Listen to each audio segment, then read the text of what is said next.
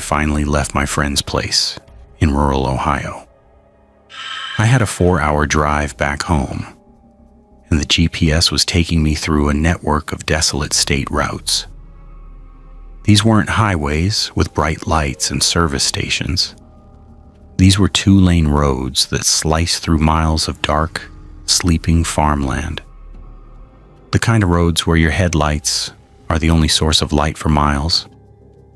I was about an hour into the drive, coffee going cold in the cup holder, when I saw him.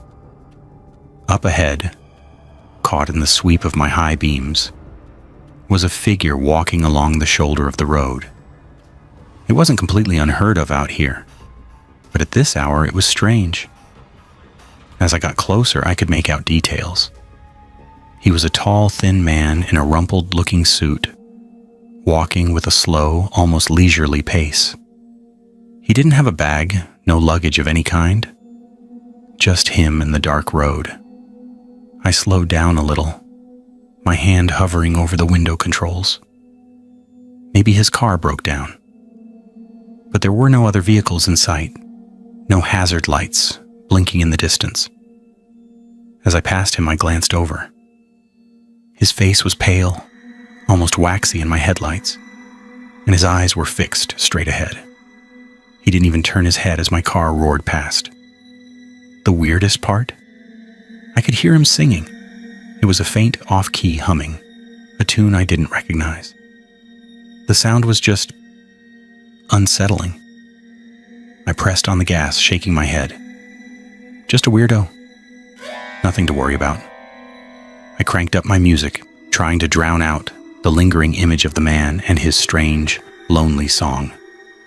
5 miles later, my heart nearly stopped. Up ahead, on the same side of the road, walking in the same direction, was the same man. It had to be. Tall, thin, rumpled suit. I hadn't seen any turnoffs, no intersecting roads. There was no way he could have gotten ahead of me. My mind raced. Was I seeing things? Was I that tired? This time I didn't slow down. I floored it. My knuckles were white on the steering wheel as I flew past him. Again, he didn't look at me. His eyes were locked on the road ahead, and as my window passed his, I heard it again. The same discordant humming melody, a little louder this time. It felt like it was crawling under my skin. My breath was coming in ragged gasps. This wasn't possible. I started doing the math. Even if he'd cut through a field, he couldn't have outrun my car. I was doing 60, maybe 70 miles per hour. It made no sense. I glanced in my rear view mirror, but he was already swallowed by the darkness. I drove for another 10 minutes, my eyes darting nervously from the road to the mirrors. The road remained empty. The fields remained dark. Slowly, the panic began to subside. It was a prank, I told myself. Or maybe there were 2 guys dressed the same. It was a flimsy explanation, but it was better than the alternative. Then I saw him. He was standing in the middle of my lane. Not walking, just standing there, waiting. My headlights illuminated him perfectly. It was the same man, but this time his head was tilted back, his mouth open in a silent scream. His eyes were wide, black pits that seemed to absorb the light. I slammed on the brakes. My tires shrieked against the pavement as the car swerved violently. For a split second, I was certain I was going to hit him. I closed my eyes, bracing for the impact.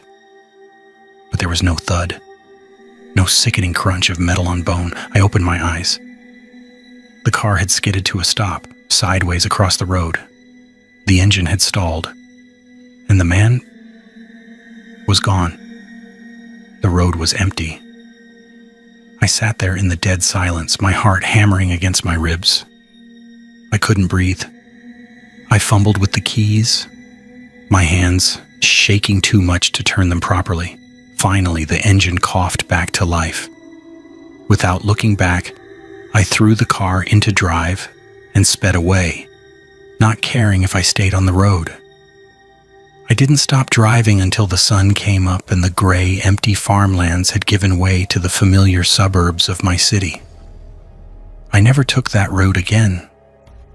Sometimes, late at night, when the house is quiet, I think I can still hear a faint, off-key humming on the edge of my hearing. And I know, with a certainty that chills me to the bone, that the singing man is still out there, walking that lonely highway, waiting for the next driver to pass by.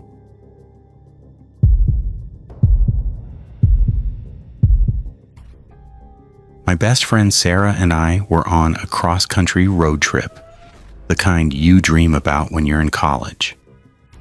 We were somewhere in the vast, empty expanse of West Texas, driving on a stretch of I-10 that was nothing but straight road and endless dusty plains on either side. It was late afternoon, and the sun was starting to dip toward the horizon, painting the sky in shades of orange and purple. We were a little behind schedule, so I was pushing the speed limit, trying to make it to our motel before it got too dark. That's when we first noticed the truck.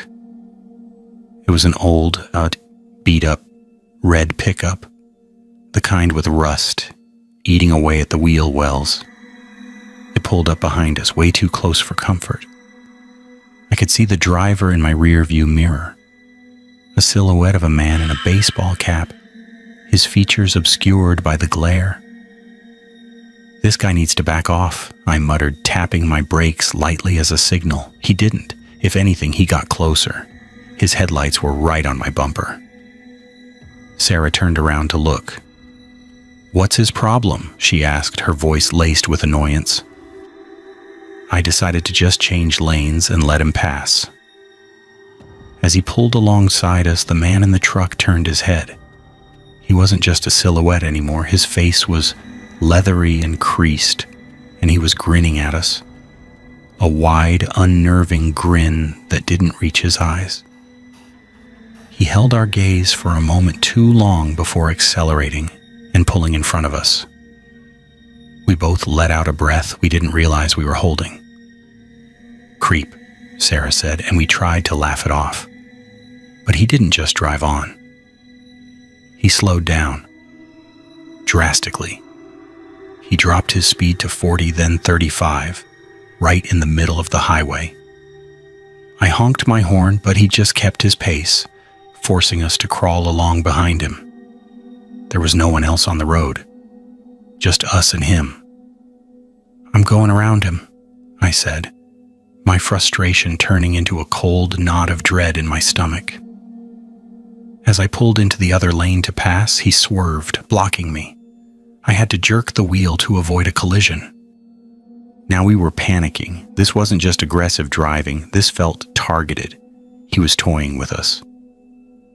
"Call 911, I said, my voice shaking. Sarah fumbled for her phone, her hands trembling. "There's no signal," she whispered, her face pale. Of course, we were in the middle of nowhere. The game continued for what felt like an eternity. Every time I tried to pass, he would block me. Every time I slowed down, he would slow down with me. He was trapping us. The sun had set, and the world outside our car was pitch black, except for our headlights illuminating the back of his rusty red truck. Then he did something different. He slammed on his brakes. I screamed and swerved onto the shoulder, kicking up a cloud of dust and gravel. My car shuddered to a stop, just inches from a ditch. The red truck had stopped in the middle of the highway, its brake lights glowing like malevolent red eyes. We watched, frozen in terror, as his driver's side door creaked open. The silhouette of the man got out. He didn't rush. He moved with a terrifying calmness as he started walking towards us. That's what broke the spell. "Go, Chloe, go!" Sarah screamed. I didn't need to be told twice. I threw the car in reverse, swung it back onto the pavement, and floored it. I didn't care about lanes. I just drove. I swerved around his truck and took off, pushing my little car faster than it had ever gone before. I risked a glance in the rearview mirror. He wasn't running after us. He was just standing there in the middle of the empty highway, watching us go. And then he slowly raised a hand and waved. We drove for over an hour at over 100 miles per hour before we saw the lights of a town. We didn't stop until we pulled into the brightly lit parking lot of a gas station. We stumbled out of the car, shaking and crying, and told the clerk what happened. He called the sheriff, but we knew it was useless. We couldn't give them a plate number, just a description of an old red truck and a man with a terrifying grin. They never found him. We cut the road trip short and flew home the next day. I still don't know what that man wanted, but I know that if we hadn't driven away at that exact moment, we wouldn't have been able to tell this story. Some highways hold secrets, and that night, we almost became one of them.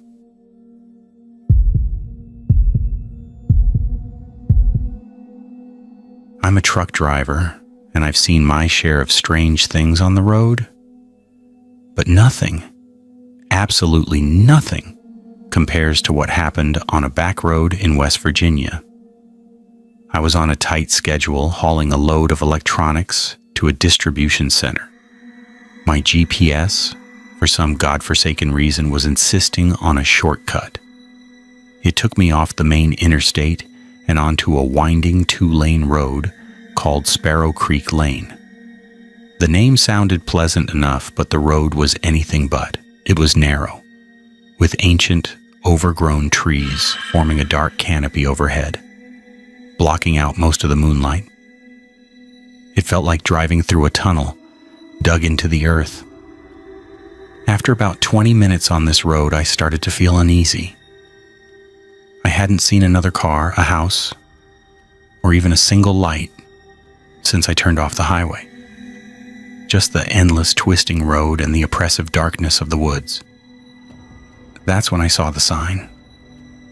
It was old and wooden, nailed to a tree. The letters were hand-painted and faded, but I could just make them out. It said, "Turn back." I chuckled nervously. Probably just some local kids trying to be spooky. I had a schedule to keep. I kept driving. A few miles later, another sign. This one was fresher. The paint was a stark, angry red. Wrong way. Okay, this was getting a little weird. My GPS was still confidently telling me to continue straight. I checked the map. Sparrow Creek Lane was supposed to connect back to another major road in about 10 miles. I was closer to the other end than I was to the interstate I'd left. Turning my rig around on this narrow road would be a nightmare. So I pushed forward, rationalizing that it was just an elaborate prank. The third sign was different. It wasn't nailed to a tree. It was standing in the middle of the road, propped up on a makeshift stand. It was a single large piece of plywood and painted on it in what looked disturbingly like smeared mud or something else. It was one word, "Ours." A cold chill washed over me. I stopped the truck. The silence was absolute. My engine rumbled, the only sound in a world that felt like it was holding its breath. What did that even mean? Ours? My blood ran cold. I decided right then and there, schedule be damned, I was turning around. I didn't care how long it took. I started the difficult process of a 3-point turn, my truck groaning in protest. As my headlights swept across the woods on the side of the road, they caught something, figures, standing just inside the tree line. There were dozens of them. They were tall and unnaturally thin, their limbs long and distorted. They didn't look human. They were just standing there completely still, like strange, pale statues among the trees. Their faces were blank, featureless expanses of skin, except for dark, hollow sockets where eyes should have been. And they were all turned towards me, watching. I don't think I've ever moved faster in my life. I finished the turn in a screech of tires and slammed my foot on the accelerator. I didn't care about the signs anymore, I just drove. My eyes were glued to the road ahead, but I could feel their gaze on the back of my neck. As I sped back the way I came, I passed the signs again, but in reverse order. First, the wrong way sign, then the turn back sign. When I finally saw the comforting glow of the interstate up ahead, I felt a wave of relief so powerful it almost made me sick. I merged back onto the highway and didn't slow down until I was at a truck stop, 50 miles away, surrounded by bright lights and other people. I tried to find Sparrow Creek Lane on a paper map. It was there, but it was marked as a dead end. According to the map, it hadn't connected to anything for over 30 years. I delivered my load and quit that job the next week. I stick to major cities now, but I never forgot that road. I don't know what I saw in those woods. I don't know who or what put up those signs. But I know that road belongs to them, and they don't like visitors.